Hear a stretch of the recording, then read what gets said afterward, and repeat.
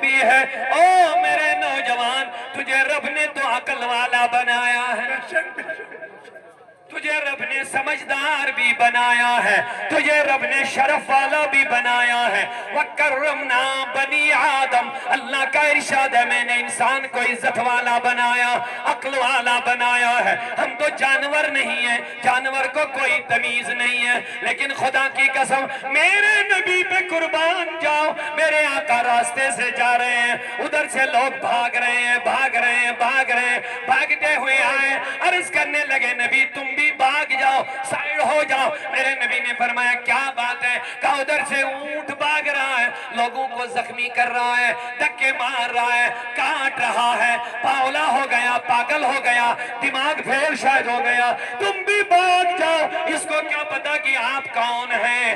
نہیں، میرے نبی نے فرمایا تم اپنے آپ کو بچاؤ، سائیڈ میں رہو۔